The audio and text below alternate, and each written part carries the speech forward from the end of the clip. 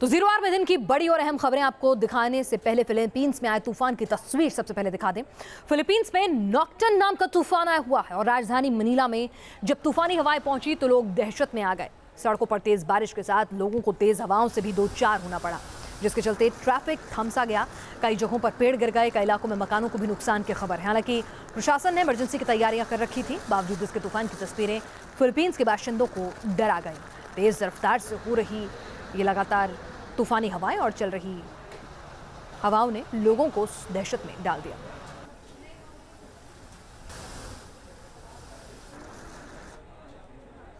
और अब बात समी के कट्टरपंथियों को मुंहतोड़ जवाब की करते हैं। अपनी पत्नी के साथ फोटो खिंचवाने और उसे अपने सोशल मीडिया अकाउंट पर डाल देना क्या गुनाह है? अगर नहीं तो फिर टीम इंडिया के तेज गेंदबाज मोहम्मद शमी ने ऐसा क्या किया कि सोशल मीडिया पर लोग उनके पीछे पड़ गए?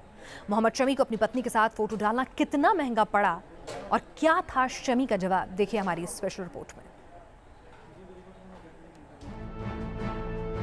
यही है वो फोटो जिसको लेकर सोशल मीडिया पर मोहम्मद शमी को तीखे बयानों का सामना करना पड़ रहा है। दरअसल शमी ने फेसबुक पर अपने साथ पत्नी हसी जहां के साथ एक फोटो शेयर किया था। इस फोटो में शमी और उनकी पत्नी हसी जहां बिल्कुल एक आम कपल की तरह मुस्कुराते हुए नजर आ रहे हैं, लेकिन जो फोटो में नहीं था वो भी कुछ कट्टरपंथियों को नजर आ गया। शमी के फेसबुक पेज पर एक के बाद एक कमेंट आने लगे। कुछ लोगों को बिना हिजाब के फोटो खिंचवाना नागवार गुजरा और नतीजे में कुछ ऐसे कमेंट आए। शर्म करो, अपनी बीवी को पर्दे में रखो, अमला और अली से सीखो। तुम्हें शर्म आनी चाहिए शमी, ये मत भूलो कि बीवी को कैसे रखा जाना चाहिए। शमी, तुम्हें समझना चाहिए कि औरत को किस कदर रखा जाना चाहिए। कुछ लोगों ने तो शमी के मुसलमान होने तक पर सवाल उठा दिए। सोशल साइट्स पर तीखे कमेंट्स मिले तो कुछ मौलाना भी आगे बढ़कर आए, नसीहतों की बौछार कर दी। लिबास इस्लाम के नज़रिए से ऐसा लिबास हो जो कि पूरा ढका हुआ होना चाहिए, जिससे कि आपके शरीर की या कोई नुमाइश ना हो सके। हालांकि शमी ने इन कमेंट्स का करारा जवाब दिया। अपनी पत्नी और बच्ची को लेकर उन्होंने एक पोस्ट में लिखा, ये दोनों मेरी जिंदगी और लाइफ पार्टनर हैं। मैं अच्छी तरह जानता हूँ क्या करना चाहिए और क्या नहीं। हमें अपने अंदर देखना चाहिए कि हम कितने अच्छे हैं। शमी को जो सही लगा उन्होंने वो किया और उस पर डटे भी रहे। लेकिन इस घटना ने दोबारा एक बड़ा सवाल खड़ा कर दिया।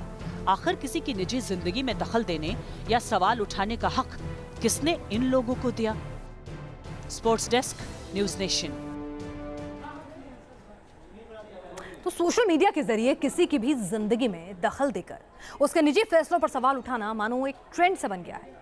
अभी कुछ ही दिन हुए हैं कि करीना कपूर और सैफ अली खान को अपने बच्चे के नाम के लिए सोशल मीडिया पर तानों का सामना करना पड़ा था। दरअसल सैफ और करीना ने अपने बेटे का नाम तैमूर रखा था और अपनी इस खुशी को उन्होंने दुनिया के साथ साझा भी किया। लेकिन कुछ लोगों को तैमूर पर इतना एतराज हुआ कि सोशल मीडिया पर करीना और सैफ की आलोचनाएं हुई, उन्हें अभद्र टिप्पणियों से दो चार होना पड़ा।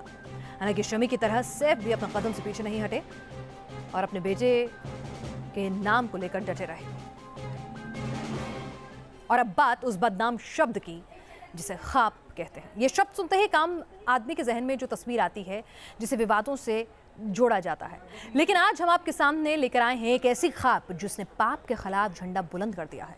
हरियाणा में एक ख्वाब की महापंचायत हुई और इस पंचायत में भ्रूण हत्या जैसे पाप के खिलाफ खड़ा होने का ऐलान किया गया।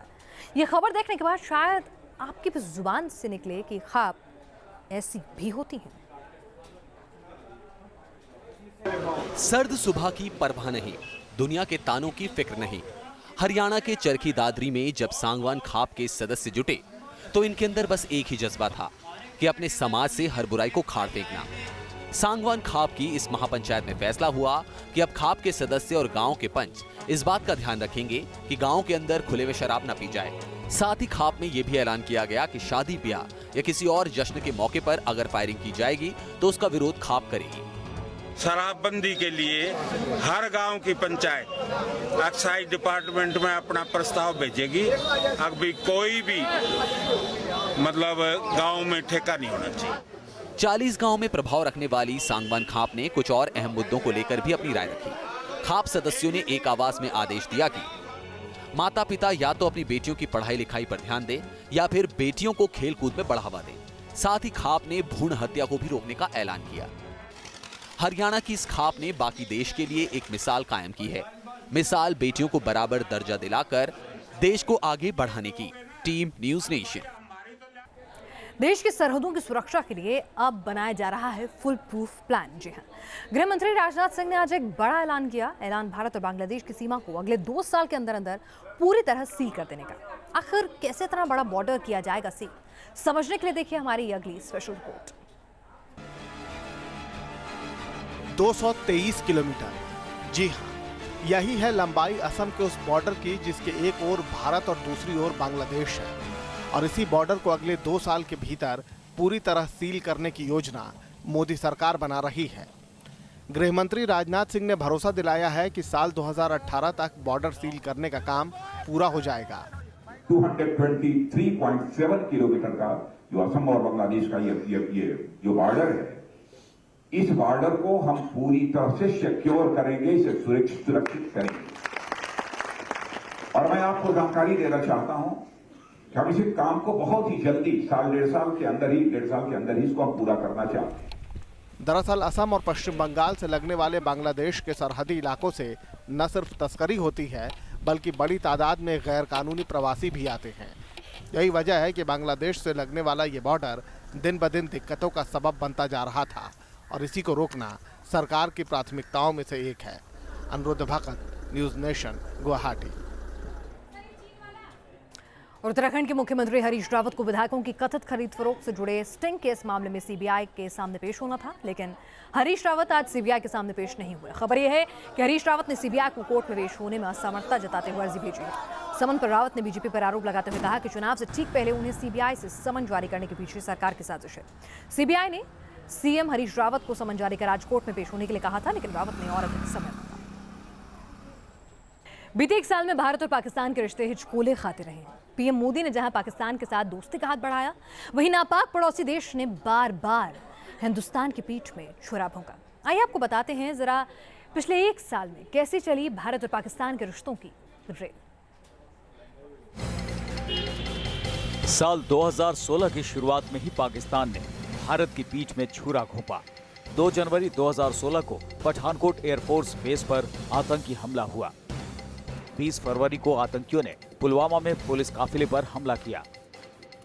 29 मार्च 2016 को पठानकोट हमले की जांच के मकसद से पाकिस्तान की ज्वाइंट इन्वेस्टिगेशन टीम भारत पहुंची।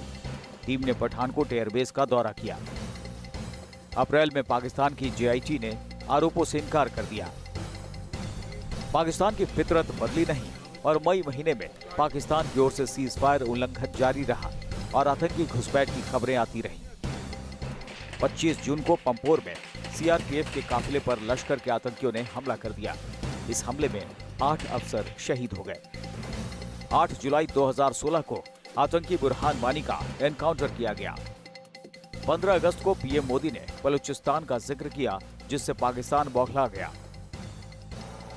18 सितंबर को जम्मू कश्मीर के उरी में आतंकी हमला हुआ, जिसमें 20 जवान शहीद हो गए। भारतीय सेना ने 29 सितंबर की रात को पाकिस्तान के कब्जे वाले इलाके में सर्जिकल स्ट्राइक कर आतंकी कैंप को तबाह कर दिया। 2 अक्टूबर को बारामूला में 46 राष्ट्रीय राइफल्स के कैंप पर आतंकी हमला, 1 जवान शहीद, वहीं 2 आतंकियों को मार गिराया गया।